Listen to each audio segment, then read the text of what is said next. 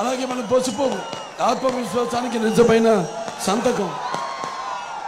అలా మొత్తం ఇవాళ కనిపిస్తుంది మీ అందరిలో. అలాగే నా ముస్లిం పెద్దలకు, అలాగే ముస్లిం సోదర సోదరిమణులందరికీ, ముత్తవల్లీలకు, ఇమాంలకు, మౌజన్లకు అందరికీ కూడా నేను నా అస్సలాము అలైకుం వ రహమతుల్లాహి వ బరకతుహు.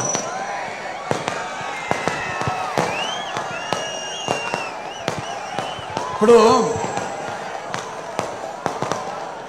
ఇవాళ మన రాష్ట్రం చాలా క్లిష్ట పరిస్థితుల్లో ఉంది. కాబట్టి ఈ జరగబోయే ఎన్నికల రణరంగంలో మన భవిత కోసం, అలాగే మన రాష్ట్ర భవిత కోసం, మన భావితరాల భవిత కోసం మనం పోరాడవలసిన ఇదొక మహాకురుక్షేత్రం, మహాయుద్ధం. मैं हिंदुस्तान हूँ, हिमालय मेरे सरहदों के निगहबां और गंगा मेरी पवित्रता की सौगंध.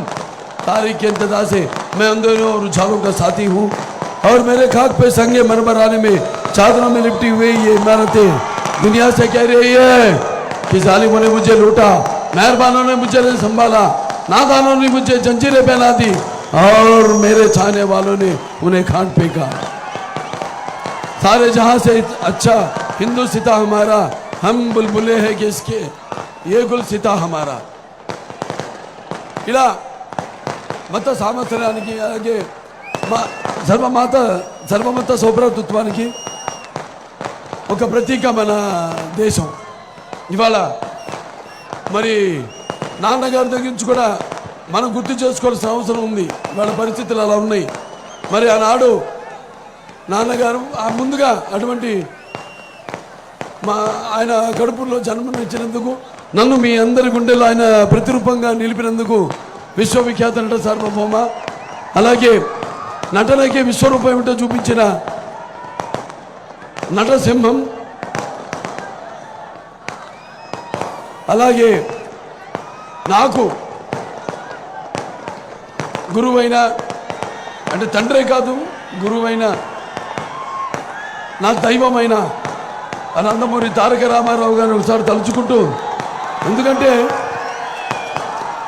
చాలామంది ఇప్పుడు ఈ తరం వాళ్ళు ఉన్నారు, చరిత్ర తెలుసుకోవాల్సిన అవసరం ఉంది. చరిత్ర చాలా మనం ఇంకా లోతుల్లోకి వెళ్తే అన్నాడు సతి కోసం ఎవరు మన ఇచ్చిన మాట కోసం సతి నమ్ముకున్నాడు హరిశ్చంద్రుడు, లేకపోతే తండ్రి మాటకే కారడవులు కేగాడు శ్రీరామచంద్రుడు, లేకపోతే అన్న సేవలు ధరించాడు ఆ అన్న సేవకి అంకితమయ్యాడు లక్ష్మణుడు, లేకపోతే భర్తే దైవంగా భావించింది ధరించిపోయింది సీతాదేవి, చాపగుడుతో సమతను నేర్పెను నాటి పల్లనాటి బ్రహ్మన్న, మేడి పండులా మెరిచే సంఘం గుట్టు తిప్పెను వేమన్న, వితంతువుల విధి వ్రాతలు మార్చి బతుకులు పండించే టంగుటూరి, తెలుగు భారతిని ప్రజల భాషలో తీర్చిదిద్దని వేమన్న, స్వతంత్ర భారత రథసారథి సమరాలను దుక్కే నేతాజీ, సత్యాగ్రహమే సాధనముగా స్వరాజ్యమే తెచ్చే బాపూజీ, గుండెకెదురుగా గుండె నిలిపాను టంగుటూరి ప్రకాశం పంతులు గారు. అలాగే తెలుగు వారికి ఒక రాష్ట్రం కోరి ఆహుతి అయ్యాను అమరజీవి పొట్టి శ్రీరాములు గారు. ఇవన్నీ మనం చదివాము, చాలామంది మనలో చూడలేదు, పుస్తకాల వరకే పరిమితం అయ్యాము. మరి ఆ తర్వాత మనం చూసింది 82లో మన అన్నగారు నందమూరి తారక రామారావు గారు తెలుగుదేశం పార్టీని స్థాపించడం, ఆ తర్వాత స్థాపించిన 9 నెలలకే రాజ్యాధికారాన్ని దక్కించుకోవడం, అలాగే అంతవరకు ఈ యొక్క అధికారంలో పదవులకు దూరంగా ఉన్న బడుగు బలిగిన వెనుకబడిన తరగతులు, అలాగే మైనారిటీలు అయితేనేమి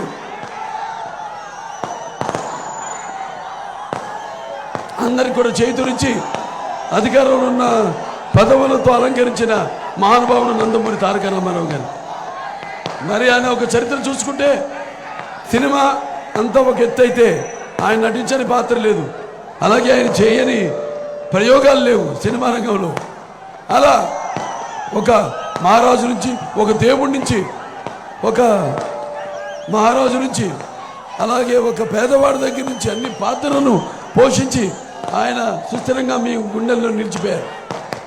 ఆ తర్వాత మరి ఆయన పౌరాణికాలు చేస్తేనేమో పౌరాణికాలు ప్రాణాలు పోసుకున్నాయి, సాంఘికం చేస్తే సామాజిక వర్గమలాలు అయ్యాయి, అలాగే జానపదం చేస్తే జావలీలు పడాయి, అలాగే హచ్చోపదుల కింది పాట నాటు నేర్చింది, కళామ తల్లి కన్నుల పండుగ చేసుకుంది, గలగల నమ్మింది ఆయన చూసి.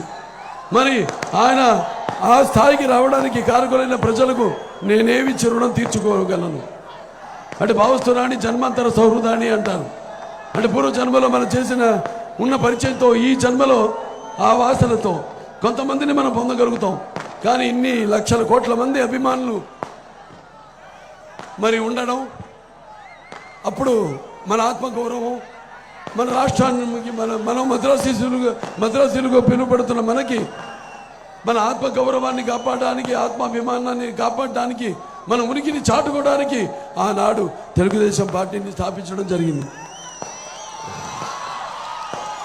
ఆ తర్వాత ఎన్నో విప్లవాత్మకమైన సంస్కరణలు తీసుకొచ్చారు ఆయన. మరి ప్రపంచంలోనే ఎవ్వడూ సాహసించలేని విప్లవాత్మకమైన పథకాలను, అలా అంటే ఎన్నో సాహసోపేతమైన, అలాగే ప్రజలకు ఆమోద్యమైన, ఆనుకూల్యమైన, ఉపయోగపడేమైన ఎన్నో సంస్కరణలు, అలాగే ఎన్నో అభివృద్ధి కార్యక్రమాలు తీసుకోవడం జరిగింది. అందులో సామాన్యుడికి కనీసం జ్ఞానం ఉన్నవాడు ఇచ్చేది వాళ్ళకి అవసరమైన గుడ్డ. మరి ఆనాడు కిలో బియ్యం 2 రూపాయలకి ఇచ్చి ఈనాడు పేరు మార్చి దాని ఆహార భద్రత అని ఏదో అంటున్నారు. అది కిలో బియ్యం 2 రూపాయలకి ఇచ్చింది తారక రామారావు గారు. అలాగే పేదవాడికి కట్టుకోవడానికి సగం ధరకే ఈ చేనేత వస్త్రాలు, మరి అలాగే ఈ చేనేత కార్మికులకి దానివల్ల పరోక్షంగా వాళ్ళు తయారు చేసింది అమ్ముడు పోవడం, వాళ్ళకి జీవనోపాధి కల్పించడం, అలాగే పెన్షన్ ఆనాడు 30 రూపాయలు వృద్ధాప్య పెన్షన్తో మొదలైంది. అలాగే current bill unit horse power 50 రూపాయలకి, అలాగే భూమి శిస్తు రద్దు, అలాగే ఒక సామాజిక విప్లవం తీసుకురావడం, అంటే మండలాలు ఏర్పాటు చేయడం అయితేనేమి, అలాగే ప్రజల వద్దకు పాలన దానివల్ల తీసుకురావడం, ఇలా ఎన్నెన్నో చేశారు ఆయన. అలాగే రాజకీయాల్లో మహిళలకు రిజర్వేషన్ అయితేనేమి, బీసీలకి రిజర్వేషను, అలాగే ఎస్సీలకు రిజర్వేషన్ అయితేనేమి, అలాగే ఎన్నో ప్రాజెక్టులు, తెలుగు గంగ, హంద్రినివా, సుజల స్రవంతి, లేకపోతే ఈ నగిరి కానివ్వండి, ఇవన్నీ కూడా ఆయన మానసిక పుత్రికలే. అక్కడి నుంచి అలాగే ఈ యొక్క మండల్ కమిషన్ని పెట్టి ఆ మండల్ కమిషన్ సిఫార్సుల్ని అమలు చేయడం, అలాగే సర్కారీ కమిషన్ ద్వారా ఈ వాళ్ళ సిఫార్సులు అమలు చేయడం, ఇలాంటివి ఎన్నెన్నో కార్యక్రమాలు చేపట్టారు నందమూరి తారక రామారావు. అలాగే అప్పుడు ఎన్డీఏ ఫ్రంట్ చైర్మన్గా ఉన్నప్పుడు కేవలం మన రాష్ట్రమే కాకుండా యావత్ భారతదేశంలో సుమారుగా 10,000 కోట్ల మంది రైతులకు 10,000 లక్షల కోట్ల రూపాయలు ఆయన అందరికీ రుణాలను మాఫీ చేయటం జరిగింది. ఇలాంటివి ఎన్నెన్నో కార్యక్రమాలు చేపట్టారు. ఆ తర్వాత ఈ క్యాపిటేషన్ ఫీజు ఎవరికైతే చదువు దూరంగా ఉందో పేదవాళ్ళకి దానికి క్యాపిటేషన్ ఫీజు రద్దు చేసి ఆ ఉన్నతమైన చదువుని అందరికీ అందేలా చేయడం, ఇలా ఎన్నెన్నో చేశారు. సరే, ఆ తర్వాత మరి ఆయన అడుగుజాడల్లోనే నడుస్తూ ఆయన మానస పుత్రిక అనే తెలుగుదేశాన్ని అలా అదే క్రమశిక్షణతో నడిపిస్తూ ఇవాళ తెలుగుదేశంకు ఉన్న కార్యకర్తల ప్రపంచంలో ఏ పార్టీకి లేరు. ఎటువంటి పరిస్థితుల్లోనైనా తెలుగుదేశం పార్టీకి అయితేనేమి, లేకపోతే మన రాష్ట్రానికి అయితేనేమి, ఎప్పుడు ఎటువంటి విపత్కర పరిస్థితులు వచ్చినా కూడా మీరంతా అండగా ఉన్నప్పుడు 83లో పార్టీని గెలిపించి ప్రజాస్వామ్య ప్రభుత్వాన్ని ఏర్పాటు చేయడంలో అయితేనేమి, 84లో ఈ ప్రజాస్వామ్యాన్ని కూని చేసేటప్పుడు ఒక ఉద్యమం లేవదీసి మళ్ళీ తిరిగి ఆయన్ని పదవిచ్యుతుడైన ఆయన్ని పదవిలో మళ్ళీ ముఖ్యమంత్రి చేయడం అయితేనేమి, ప్రజాస్వామ్యాన్ని గెలిపించడం అయితేనేమి, లేకపోతే మళ్ళీ మన అవిభక్త ఆంధ్ర రాష్ట్రం విడిపోయి ఆంధ్ర రాష్ట్రం ఏర్పడటం అయితేనేమి, మీరంతా తెలుగుదేశాన్ని ఓటు గెలిపించడం అయితేనేమి, మరి ఎప్పుడూ మీరు పార్టీకి అండగా ఉంటూ ఉన్నారు, మీ ఆశీస్సులు అందిస్తూనే ఉన్నారు. నాన్నగారు అంటుండేవారు, సమాజమే దేవాలయం ప్రజల దేవుళ్ళు, అందులో నేను ఒక అర్చకుడిని. ఎవరైతే ప్రజల చేత కీర్తించబడ్డాడో ఒక దేవుడిగా, మరి ఆయనే సమాజమే దేవాలయం ప్రజల దేవుళ్ళు, అందులో నేను అర్చకుండి అని మీ సేవలో ఆయన జీవితం తరించిపోయింది. తర్వాత అదే అడుగుజాడల్లో చంద్రబాబు నాయుడు గారి నాయకత్వంలో అదే క్రమశిక్షణతో ఆయన మానసపుత్రికైన తెలుగుదేశాన్ని పార్టీని ఆయన ముందుకు నడిపిస్తున్నారు. ఎన్నో సంస్కరణలు తీసుకోవడం జరిగింది ఆయన కూడా. మరి ఆనాడు చదువు విద్య ఊళ్ళల్లో మరి ప్రతి కిలోమీటర్కు ఒక ప్రాథమిక పాఠశాల అయితేనేమి, ప్రతి 3 కిలోమీటర్లు ఒక అప్పర్ ప్రైమరీ అయితేనేమి, ప్రతి 5 కిలోమీటర్లకి ఒక హై స్కూల్ అయితేనేమి, ప్రతి మండలానికి ఒక జూనియర్ కాలేజ్ అయితేనేమి, ప్రతి డివిజన్కి ఒక ఇంజనీరింగ్ కాలేజ్ అయితేనేమి, లేక ప్రతి జిల్లాకి ఒక మెడికల్ కాలేజు, అలాగే రిజర్వేషన్లు మహిళలకి 33%, రాజకీయాల్లో అయితేనేమి, స్థానిక ఎన్నికల్లో అలాగే బీసీలకి 40% అయితేనేమి, 50% రిజర్వేషన్ అయితేనేమి స్థానిక ఎన్నికల్లో, అలాగే మహిళలకి చదువుల్లో విద్యల్లో కూడా 33% ఆయన రిజర్వేషన్ కల్పించడం అయితేనేమి, మహిళల్ని బస్ కండక్టర్లుగా నియామకం చేయడం అయితేనేమి, అలాగే ఈ యొక్క యువత ఏదైతే ఉద్యోగాలు ఉపాధి కల్పన విషయంలో మరి ఆయన అక్కడప్పుడు అవిభక్త రాష్ట్రంగా ఉన్నప్పుడు సైబరాబాద్ అయితేనేమి, నిర్మాణం అయితేనేమి, హైటెక్ అయితేనేమి, లేకపోతే దాని తర్వాత ఈ యొక్క ఐటీ రంగం అభివృద్ధి అయితేనేమి, అలాగే నల్సార్ కానీ, అలాగే ఈ యొక్క చెన్నారెడ్డి గారి వనరుల ఒక యూనివర్సిటీ అయితేనేమి, అభివృద్ధి యూనివర్సిటీ అయితేనేమి, ఇలా ఎన్నెన్నో. అలాగే దాంతో సమానంగా ఊళ్ళలో కూడా ఈ యొక్క క్రాంతి పథకం, ఏదో గ్రామీణ క్రాంతి పథకంతో నాన్నగారు మొదలుపెట్టింది, దాన్ని కొనసాగిస్తూ గ్రామీణ అభివృద్ధి, సర్వోన్నతముఖ అభివృద్ధి అంటే ఆ మౌలిక సదుపాయాలు అయితేనేమి అన్ని కల్పించడంలో ఎంతో కృషి చేయడం జరిగింది. అలాగే ఈ యొక్క జన్మభూమి, క్లీన్ అండ్ గ్రీను, మీరు అయితేనేమి, వన సంరక్షణ అయితేనేమి, ఈ చెరువులో తీతలు అయితేనేమి, దాని వాటి వల్ల అభివృద్ధి చేయటమేమి, ఇలాంటివి ఎన్నెన్నో కార్యక్రమాలు చేపట్టడం జరిగింది. మరి ఆనాడు ఇన్ని చేశాము, ఎవరికి తక్కువ చేయకుండా అందరికి కూడా 17,000 కోట్ల రూపాయలతో ఆనాడు మనం ఒక కొత్త రాష్ట్రంగా ఏర్పడ్డాం.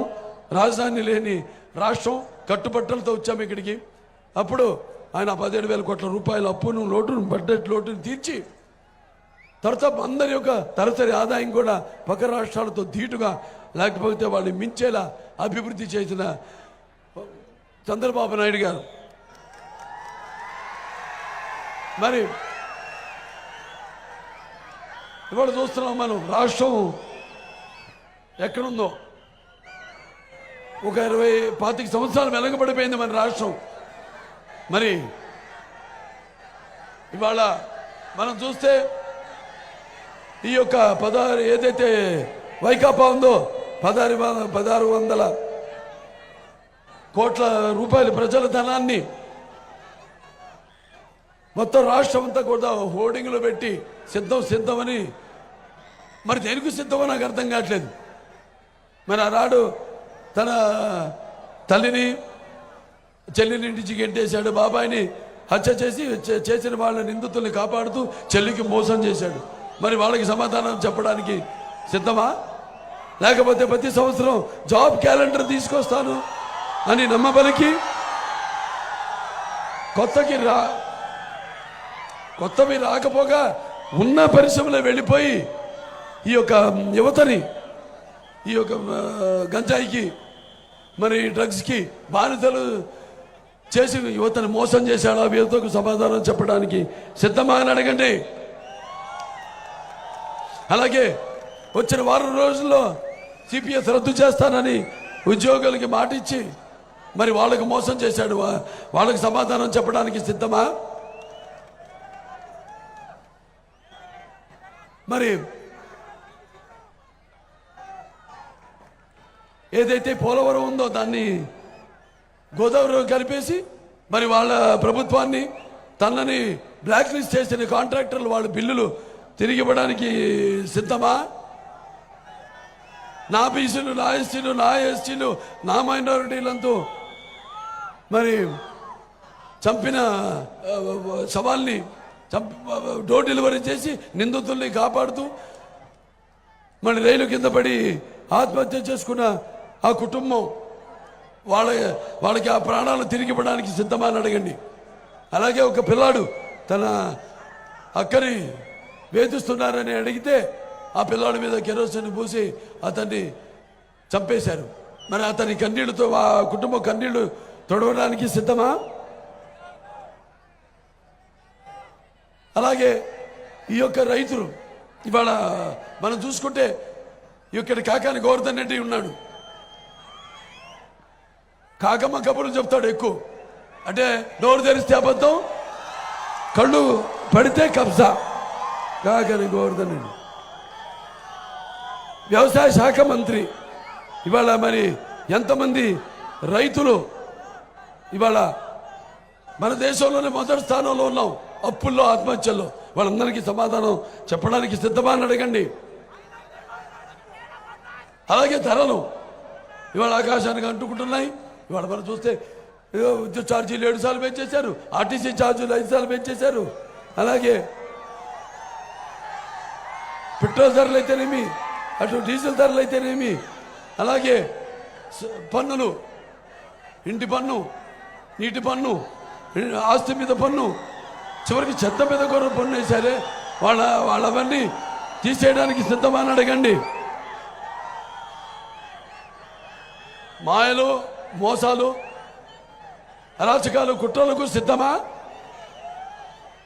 మరి 100 ఏళ్ళ ముందు ప్రజలకు దొరకకుండా ఈ యొక్క ఇసుక పాత్రలను తవ్వేస్తున్నారు. అలాగే ఈ యొక్క చీప్ లిక్కర్ పేరుతో అంటే ఈ జే బ్రాండ్ మద్యాన్ని ఏరులా పారిస్తున్నారు. లక్షల కోట్లు దండుకుంటున్నారు. అలాగే ఈ యొక్క ప్రభుత్వం తయారు చేసిన కల్తీ మద్యాన్ని తాగి ఎంతోమంది ఆడపడుచులు తమ తాలిబొట్లను తెంచేసుకుంటారు. మరి వీళ్ళందరికీ సమాధానం చెప్పడానికి సిద్ధమా? మీరంతా కూడా ఇవాళ ఆలోచించండి. ఇప్పుడు ఆనాడు తెలుగుదేశం పార్టీ ఇప్పుడు వీళ్ళు చేసిన ఘోరాలు ఒకటి కాదు, అసలు మొత్తం అన్ని వ్యవస్థని అన్నిటిని నిర్వీర్యం చేసేసి జనం మధ్య చిచ్చు పెట్టి మరి వాళ్ళ బీసీల విషయానికి వస్తే మరి అధికారంలోకి వచ్చిన వైకాపా ప్రభుత్వం బీసీలకి మరి ఎస్సీలకి వాళ్ళ సంక్షేమాన్ని విస్మరించి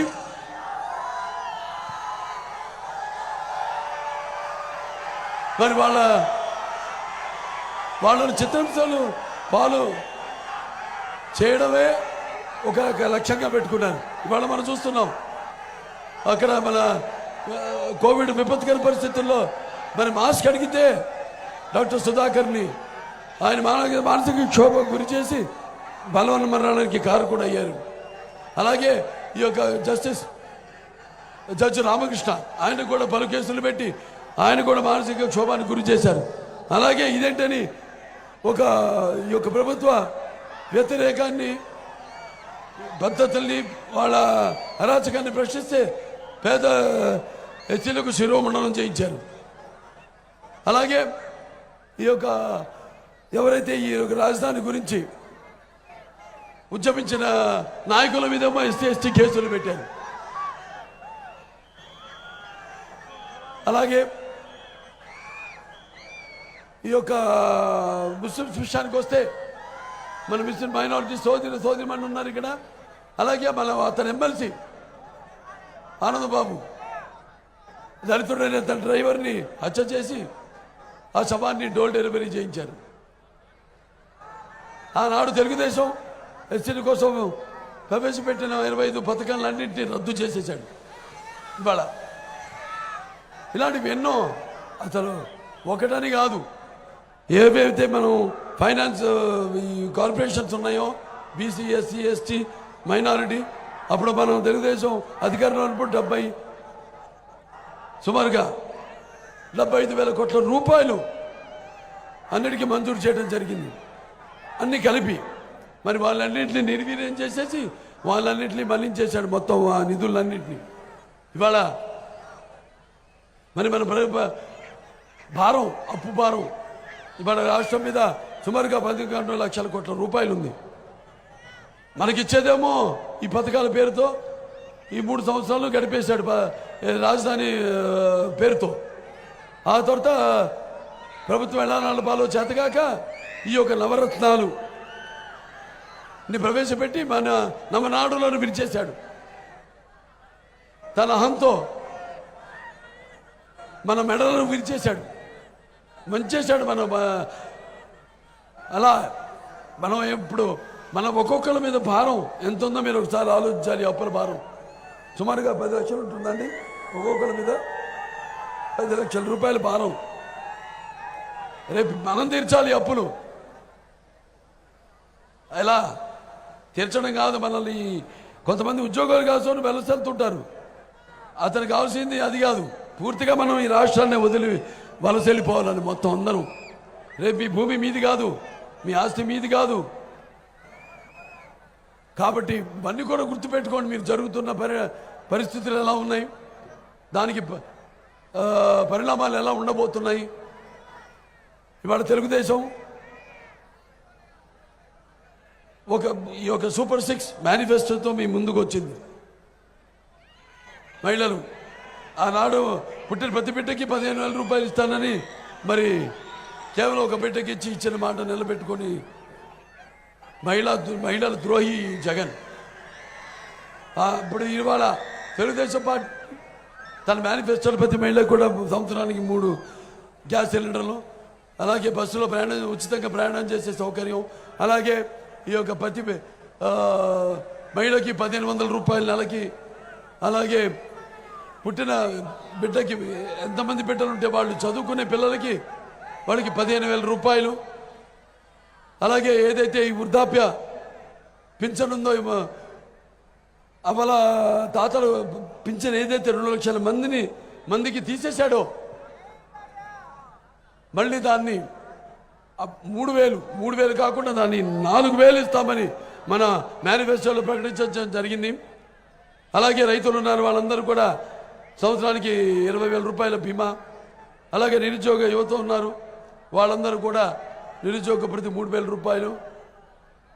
ఇలా అలాగే జాబ్ క్యాలెండర్, మెగా టీఎస్సీ, ఇలా మనకి 2020 విజన్తో ముందుకు వచ్చిన చంద్రబాబు నాయుడు గారు ఆ రోజు ఇవాళ 2047 విజన్తో మళ్ళీ మేము ముందుకు వచ్చాము. ఆనాడు కట్టుబట్టలతో మనం వచ్చాము. అయినా తిరిగి మన లోటు బడ్జెట్ మనం పూడ్చుకున్నాము. అభివృద్ధి అలాగే సంక్షేమం విషయంలో ఆనాడు అందరికీ తోఫాలు ఇచ్చేవారు, మన కానుకలు ఇచ్చేవారు, పండగలకి గిఫ్ట్లు ఇచ్చేవారు. అవన్నీ రద్దు చేసేసాడు. అలాగే ఈ అన్న క్యాంటీన్లు ఏవైతే ఉన్నాయో రెక్కడితే కూడా ఒక్కడని నిరుపేదలకు దారిద్ర్య రేఖ కింద ఉన్న వాళ్ళందరూ కూడా మరి 5 నోట్లోకి వెళ్ళే ఒక సౌలభ్య ఆహారాన్ని అందించే ఒక సౌలభ్యం కల్పించారు. అవన్నీ కూడా రద్దు చేసి మొత్తం అన్నీ కూడా ఇప్పుడు నేను ఒంటరివాడిని అంటాడు. మరి ఒంటరివాడు ఎలా అయ్యాడు? అమ్మని చెల్లిని కట్టేశాడు. మరి ఎంతోమందిని పెట్టుకుంటాడు సలహాదారుల్ని, ఒక్కడి సలహా కూడా తీసుకోడు. ఒక్క అవకాశం అన్నాడు. మరి ఒక్క అవకాశం ఎలా? అది కోడికెత్తి కావచ్చు, లేకపోతే గొడ్డలి, లేకపోతే గులకరాయి.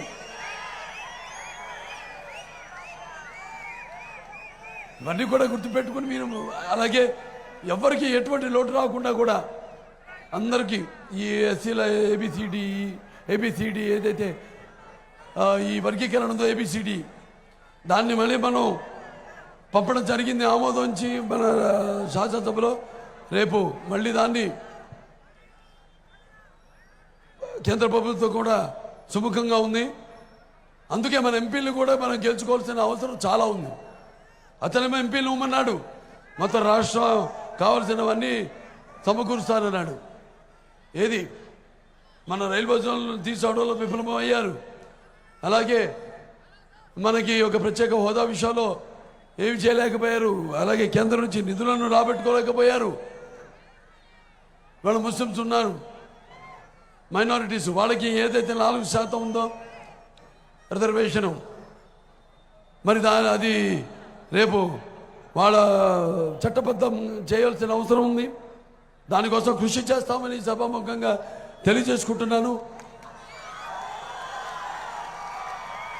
అలాగే ఏదైతే ఇప్పుడు రేపు రాబోయే వస్తుంది, తప్పకుండా అమరావతి రాజధాని అవుతుంది. వాళ్ళు చూసాం,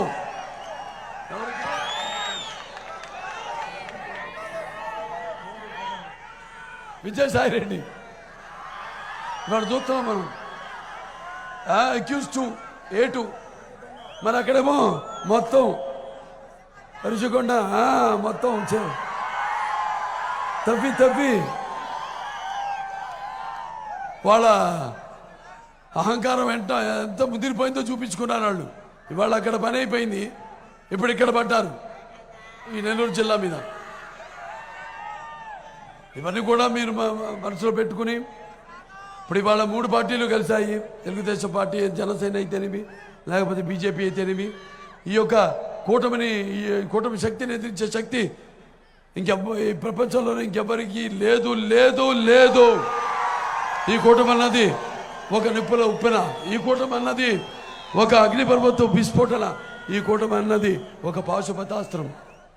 మీరు తెలుసుకోవాలి, మీకు అభివృద్ధి కావాలా, లేకపోతే అరాచకం కావాలా, లేకపోతే మీకు సంక్షేమం కావాలా, లేకపోతే మీకు చీకటి కావాలా, చీకటి రాజ్యం కావాలా, లేకపోతే మీకు సమర్థవంతమైన పాలన కావాలా, ఒక రాక్షసుడి పరిపాలన కావాలా, లేకపోతే మీకు స్వర్ణ యుగం కావాలా, లేకపోతే రాతి యుగం కావాలా అని తెలుసుకోవాలి. మీరు రేపు జరుగున్న ఎన్నికల్లో మరి ఇవన్నీ కూడా దృష్టిలో పెట్టుకుని మీరంతా తరతమ భేదం అన్నీ, రక్తానికి జాతి లేదు, మాంసానికి మతం లేదు, చర్మానికి కులం లేదు, వాటిలన్నిటికీ అతీతంగా మళ్ళీ మన గత వైభవాన్ని పునరుద్ధం చేసుకోవడానికి, మళ్ళీ మన భవిత, మన రాష్ట్ర భవిత, అలాగే మన భావి తరాల భవితను దృష్టిలో ఉంచుకుని మనం అంతా ఉద్యమించవలసిన అవసరం ఉంది. కాబట్టి మీరంతా కూడా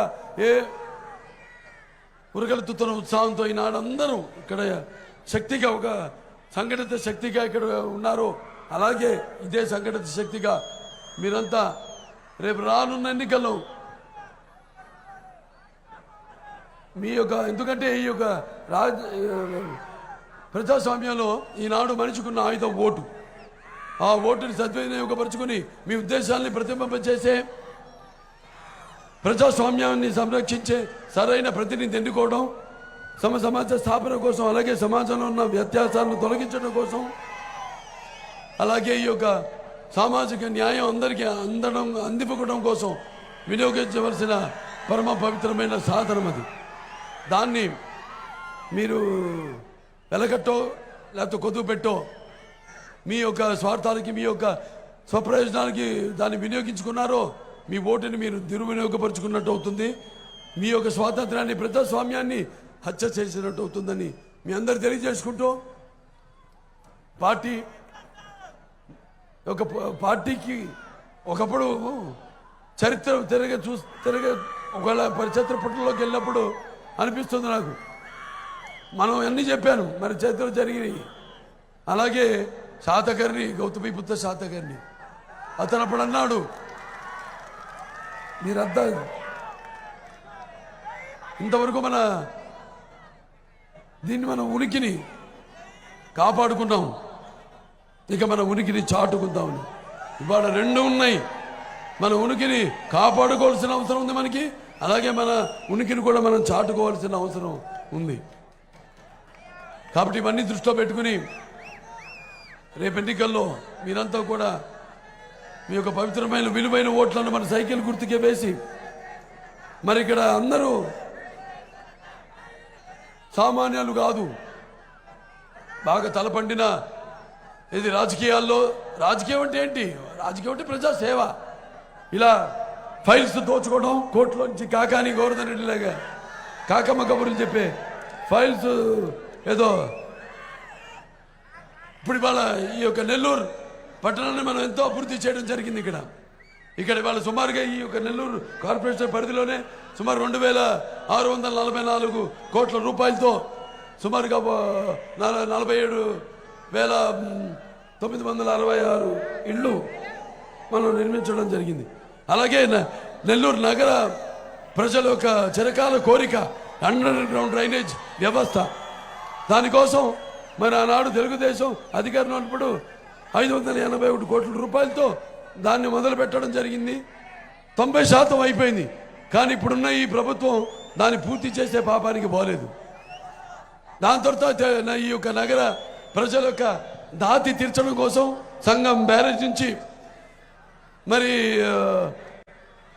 వారం మొత్తం 24 గంటలు నిరామయంగా ఈ నీళ్ల సరఫరా కోసం ఆనాడు 582 కోట్లు వెచ్చించి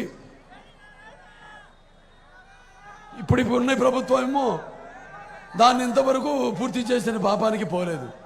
అలాగే మన నెల్లూరు పట్టణానికి తలమానికంగా ఉన్న ఈ యొక్క నెల్లూరు చెరువు కట్ట మీద ఎన్టీఆర్ నెక్లెస్ రోడ్ నిర్మించడం జరిగింది. ఏం తమ్ముడు? అలాగే ఇక్కడ ఎంతో ఈ రొట్టెల పండగ బాషాది ఏదైతే ఉందో దర్గా, దాని అభివృద్ధి కోసం మరి ఆనాడు 20 కోట్ల రూపాయలు వెచ్చించడం జరిగింది. అలాగే ఈ యొక్క 16 కోట్లతో ఈ యొక్క ప్రతిష్టాత్మకమైన రంగనాథ స్వామి గుడి ఘాటు నిర్మాణం అయితేనేమి, శివాలయం కోనేరు యొక్క అభివృద్ధి చేయడం అయితేనేమి జరిగింది. అలాగే నగర ప్రజల ఆహ్లాదం కోసం 56 కోట్ల రూపాయలతో 100 పార్కులు మొత్తం ఇక్కడ పట్టణంలో నిర్మించడం అభివృద్ధి చేయడం జరిగింది. అలాగే అనేక సామాజిక వర్గాల కోసం ఇక్కడ ఈ యొక్క భవనాల్ని ఏర్పాటు చేయడం జరిగింది. అలాగే ప్రభుత్వ పాఠశాల విద్యార్థులకు 3582 బెంచీలు పంపిణీ చేయడం జరిగింది. ఇలా చేసుకుంటూ అభివృద్ధి అలాగే సంక్షేమం రెండు కళ్ళలాగా చేసుకుంటూ వచ్చాము. ఈ యొక్క ప్రభుత్వం వచ్చింది, చేసింది ఏమీ లేదు, శూన్యం. అంతా చెప్పాను వివరంగా. మీరంతా ఇలాగే ఇంకా ఒక సంఘటిత శక్తిగా మీరంతా కూడా ఇప్పుడు ప్రభాకర్ రెడ్డి గారు ఉన్నారు. ఆయనేమో మన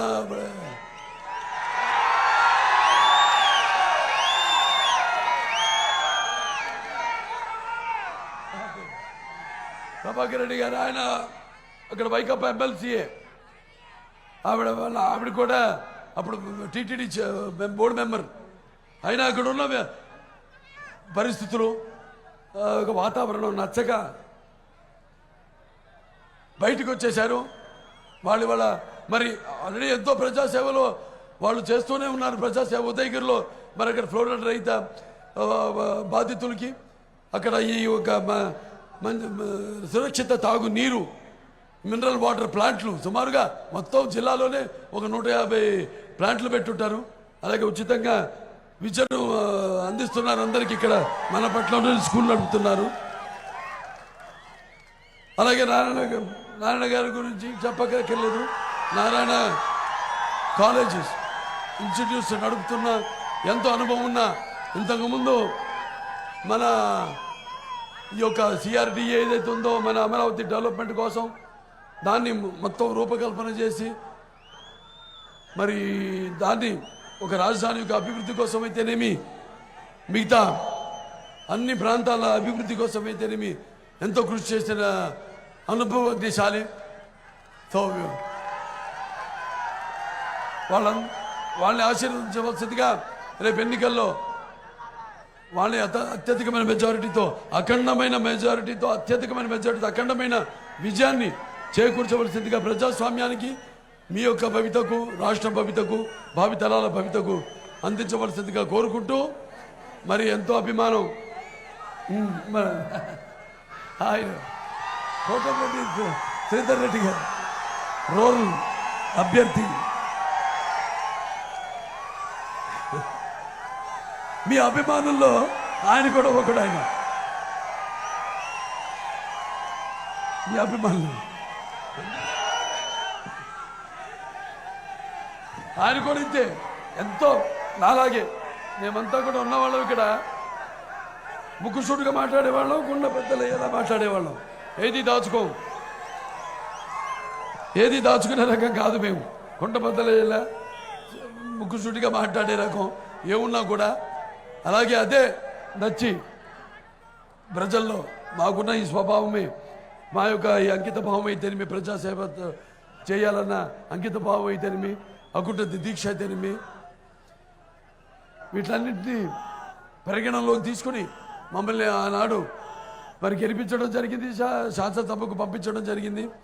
మరి ఇప్పుడు అందరినీ కూడా గెలిపించి పంపాల్సిన అవసరం ఉంది. ఇక్కడ 3 పార్టీలు ఉన్నాయి. ఇక్కడ వేరు అన్ని జిల్లాల్లో కూడా అందరు 3 పార్టీలు కూడా మనం పోటీ చేస్తున్నాం. ఇక్కడ అందరినీ గెలిపించాలని మొత్తం అన్ని పార్టీలు ఎలాగైతే ఒక సంఘటిత శక్తిగా ఉన్నారో అందరూ కూడా అలాగే సంఘటిత శక్తిగా మీ ఓట్లని సద్వినియోగపరచుకోవాలని నేను కోరుకుంటూ నేను సెలవు తీసుకుంటున్నాను. అలాగే నా అభిమానులు ఉన్నారు ఇక్కడ, అభిమానులు మరి వాళ్ళు నన్ను ఏమి ఆశించకుండా వాళ్ళు అభిమానిస్తూనే ఉన్నారు. అంటే డబ్బులు కప్పుడు పోకుండా కానీ ఎటువంటి ప్రలోభాలకి లోరు కాకుండా వాళ్ళు కూడా నాతో పాటు ఈ యొక్క సామాజిక సేవలు ఎటువంటి విపత్కర పరిస్థితి వచ్చినా కూడా మన రాష్ట్రానికి, ప్రాంతానికి వాళ్ళు ముందుండి వాళ్ళ సేవలు అందిస్తున్నటువంటి మరి అభిమానులు పొందడం అంటే అది ఏ పూర్వజన్మ సుకృతమో, ఏ రుణానుబంధమో, ఏ మనల్ని విడదీయలేని జన్మల అనుబంధమో కదా అని నాకు అనిపిస్తుంటుంది. ఇటువంటి అభిమానులు నాకు ఉండవు, అది నాకు గర్వకారణం. అది కూడా నా పూర్వ సంపాదించింది ఏంటంటే అది ఒక నా అభిమానం. అలాగే ఆ నాన్నగారు తండ్రి వారసుడుగా సినిమాల్లో వివిధ పాత్రలు నటించుకుంటూ నేను చేసే ప్రతి ప్రయోగాన్ని ఆదరిస్తూ అభిమానిస్తూ నా వెన్ను తట్టి నన్ను ముందుకు నడిపిస్తున్న ప్రేక్షక దేవుళ్ళు, అలాగే నా హిందూపూర్ నా నియోజకవర్గ ప్రజలు, మీ అందరికీ నేను ఎంతో రుణపడి ఉన్నాను. ఇంకా ముందు ఇంకెంతో ఉంది, రుణం తీర్చుకోవాల్సింది తీర్చుకుంటాం అని తెలియజేసుకుంటూ నేను సెలవు తీసుకుంటున్నాను. జై తెలుగుదేశం, జై తెలుగుదేశం, జై తెలుగుదేశం, జై జనసేన, జై జనసేన, జై జనసేన, జై కూటమి, జై కూటమి, జై కూటమి, జై ఎన్డీఏ, జై ఎన్డీఏ, జై ఎన్డీఏ.